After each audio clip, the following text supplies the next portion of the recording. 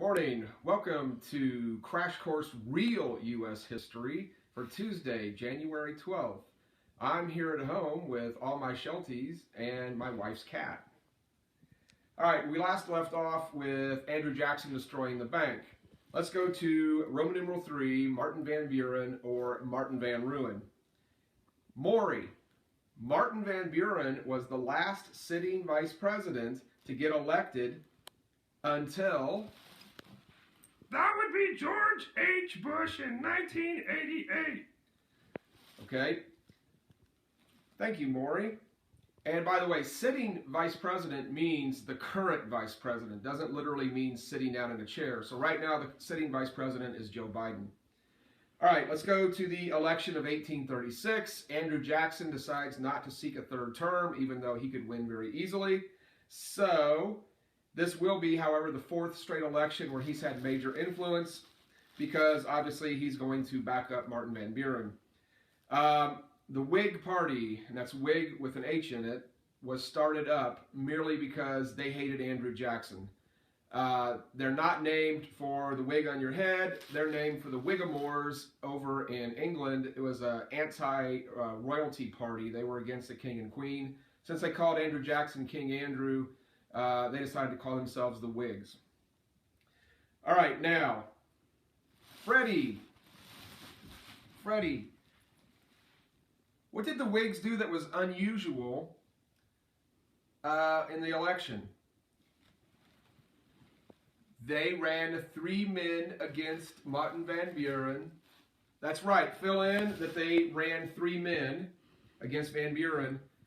They were hoping for a repeat of the 1824 election. Remember the 1824 election? No one got a majority of electoral college votes, so it ended up in the House of Representatives. Okay, last bullet on the slide, but Van Buren won very easily, and the answer to that is because he had Andrew Jackson's support. Reminder, if I go too fast for you, just pause the video and get caught up and then start it up again. All right, Part B, the Panic of 1837. Now, it is not Martin Van Buren's fault, but the American people nicknamed him Martin Van Ruin, and they blamed the whole thing on him. The second bullet, the panic was set in motion by Andrew Jackson's destroying the bank. And if we want to go back farther than that, we could say it begins with Clay trying to get the bank renewed 4 years early. That's Mikey, folks. He doesn't like the train. One Sheltie gone. All right. Many banks. My camera person has bronchitis. All right. Many banks lost money because they loaned money to land speculators. We talked about speculators earlier in the year, people that buy something in the hopes of selling it later and getting rich. But as you know, sometimes when you buy things, it doesn't always work out. For instance, the baseball cards I bought in the 1990s are now worthless.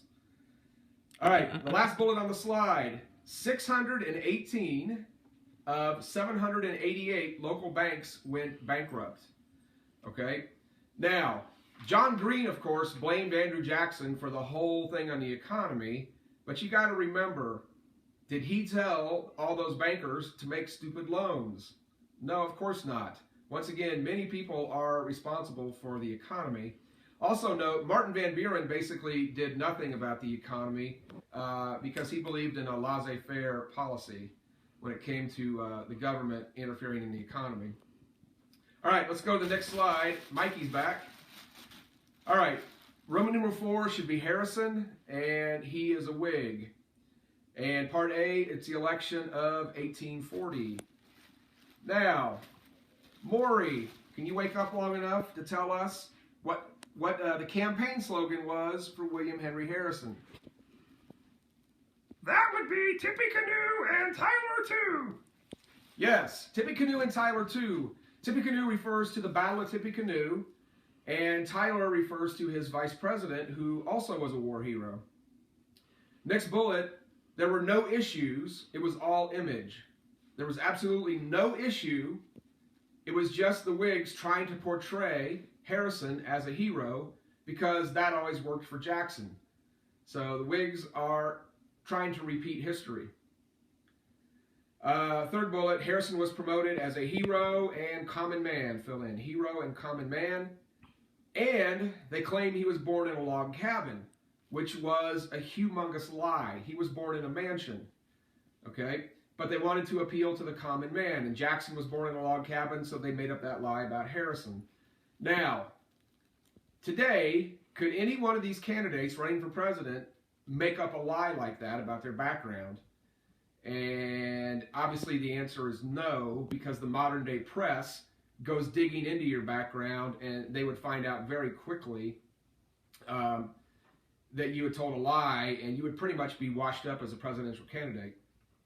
By the way, Notre Dame hired a football coach, I believe it was back in the 1990s, named George O'Leary, who had lied about having a master's degree, and they found out about this lie, and they fired him after like 6 weeks on the job. He never coached a game there. All right. Last bullet on the slide. Harrison defeated Martin Van Buren. It was a very easy victory. Van Buren was badly beaten. So let's go to the last slide and fill in Harrison died. First bullet, he was very stubborn.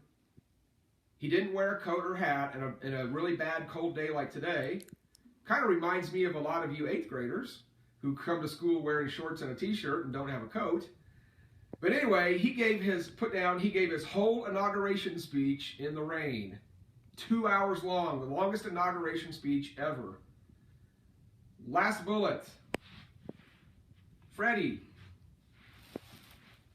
How long was William Henry Harrison's term? That was easy. It was only 1 month, the shortest term ever. Yes, he holds 2 records, actually 3 records. Shortest term, approximately a month. He was the oldest president at the time, age 68. Ronald Reagan was older, but that wasn't until 1980 when he won. And the other record he holds, the first president to die in office. Ladies and gentlemen, that wraps up the notes for today, Tuesday. Congratulations to the 8th grade basketball team for winning last night. Say goodbye, Maury. Good night. Enjoy your nap after you do your work.